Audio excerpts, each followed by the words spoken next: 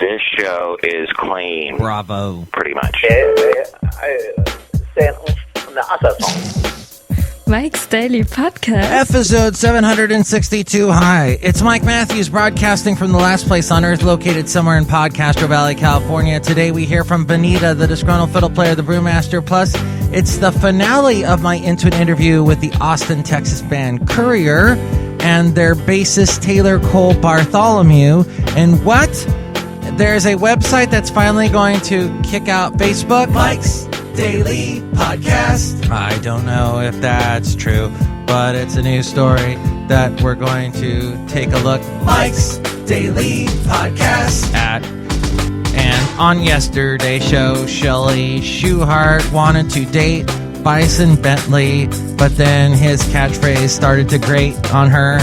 She doesn't like the fact that he says, "Do you know dat?" all the time. And I can see where that would be annoying, and I have to finish the rhyme because this is a song that I'm kind of singing. Mike's Daily Podcast. And I have to say there was something I saw yesterday that was a bizarre observation. Mike's. And this was Daily The Situation Podcast. I was with Basil the Boxer, as I often am. We were driving up the street called Stagecoach Road in the town of Dublin, California, not far away from Podcastro Valley, California. Look who just walked in. Hi, Mike. It's Benita, the rodeo queen. How y'all doing?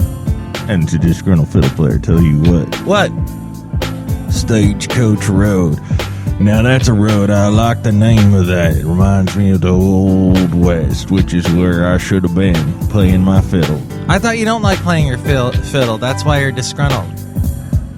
You know, my fiddle was a big part of my life for a long time. I played at many a farmer's market, and I played while people bought their squashes and their plums and their alfalfa sprouts and those things that are just awful. I don't know why people buy them. Pluits?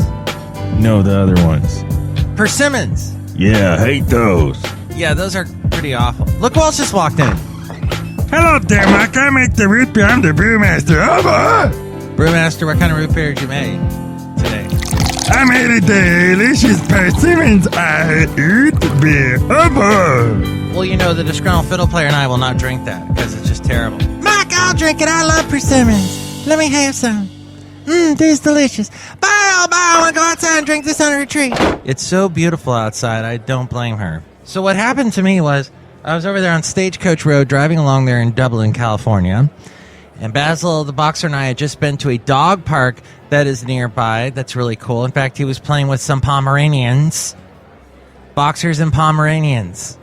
They get along together. It's a amazing thing. But they were having a fun time.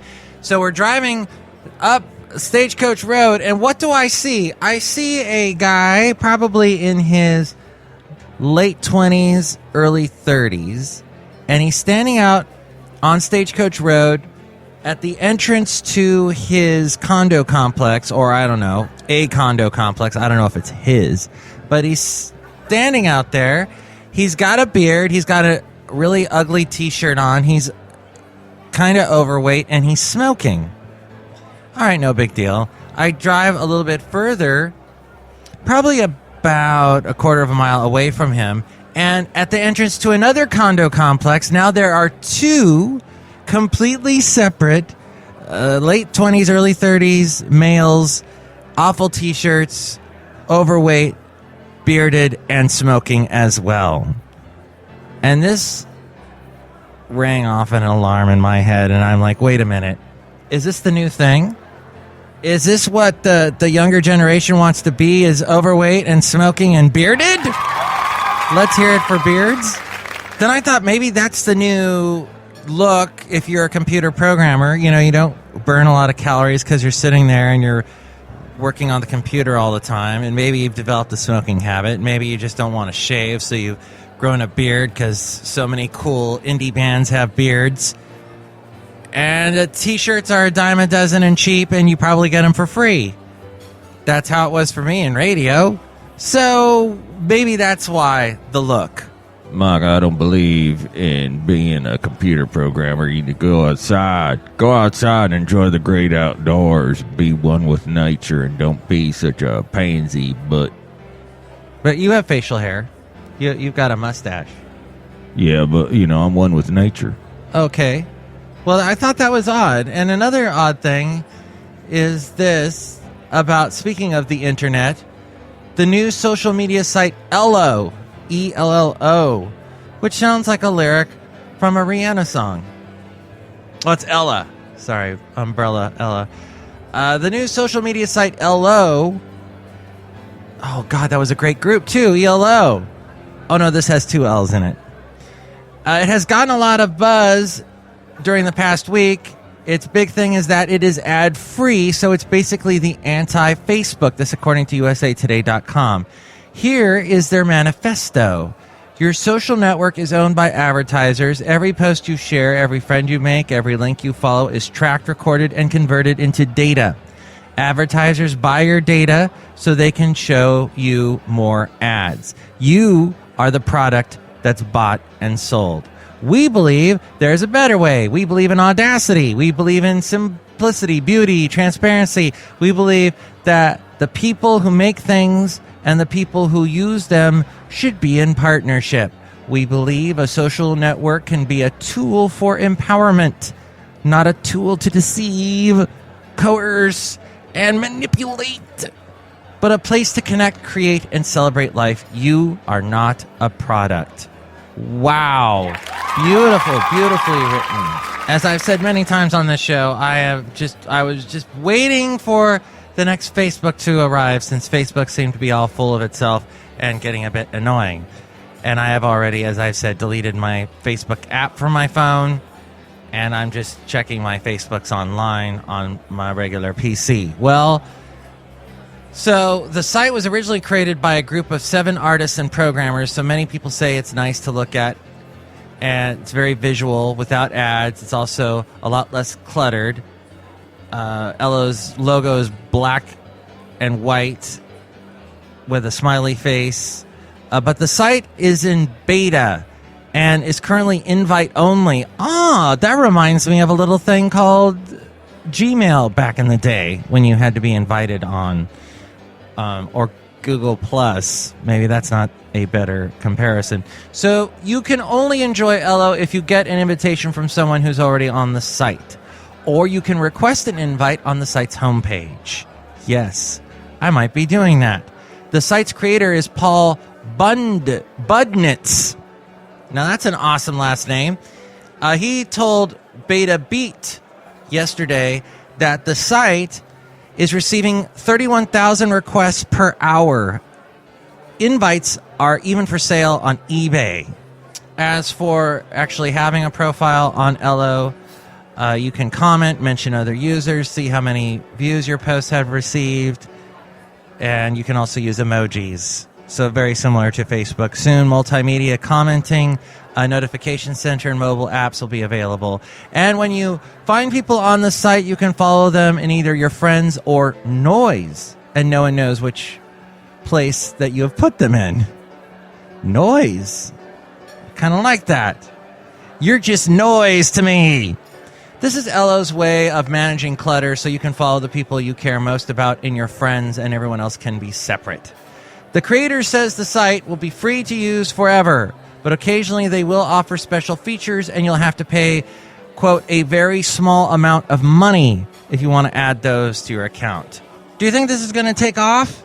Do you think the death knell for Facebook is bringing away its the bell? Is a death bell, right? Not a death knell? Maybe it's a knell bell? Anyway, it's ringing away. Clang, clang, clang. The end of Facebook is nigh. Is it? And will Ello replace it? Email me, MIKEs-DAILY-PODCAST-762-Gmail.com. We read your comments on the section emails from email. And what is your hypothesis about what those overweight young men were doing standing on the side of the road there in Dublin, California? Were they maybe working on Ello? They were definitely working on making their lungs look black. And Email me there, MIKEs-DAILY-PODCAST@gmail.com if you'd like to be a guest on the show and if you'd like to sponsor the show. There's also the website, MIKES-DAILY-PODCAST.com, a fantastic spot. Why? Well, let me give you one good reason. There's a link to iTunes there to listen to the show in. And yes, subscribe to the show in iTunes. You can comment on the show and rate the show there. Whatever you do, whatever you feel, whatever you want to say it, because it helps our ranking either way. There's also links to where to find us on Facebook. Like the Facebook page, and when I post a new show, share it with your friends, and more people find out about us that way too. Maybe someday I'll have an LO page, but that may be a while. We'll have to see. There's also links to where to listen to the show on YouTube, SoundCloud, Stitcher, Spreaker, Mixcloud, Podomatic. I'm also kind of on Yelp, Tumblr. Well, definitely on Tumblr, definitely on Twitter. All those links to where to find me on all those places there at MIKES-DAILY-PODCAST.com.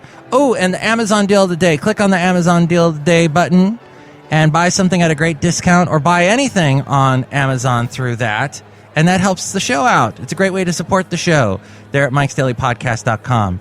You can also check out the blog, the Daily Podcast Picture, and all my past interviews at MIKES-DAILY-PODCAST.com too, as well.